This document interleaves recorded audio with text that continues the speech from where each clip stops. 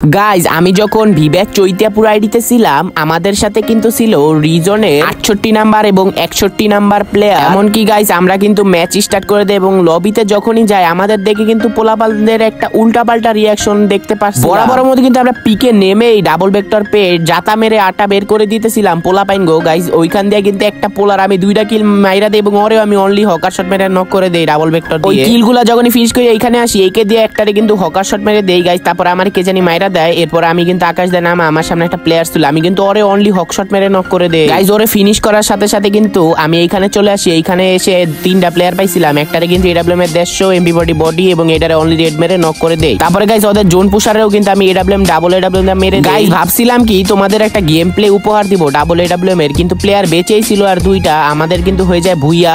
আর আমরা কিন্তু ছিলাম গ্লোবাল টপ 24-এ। আর তোমাদের যদি ভাই ভিডিওটা ভালো লেগে থাকে বেশি বেশি করে সবাই একটু লাইক কমেন্ট শেয়ার সাবস্ক্রাইব করবে। এবং গাইজ ভিডিওটা কেমন হলো কমেন্টে জানাইতে ভুললো না। আল্লাহ হাফেজ।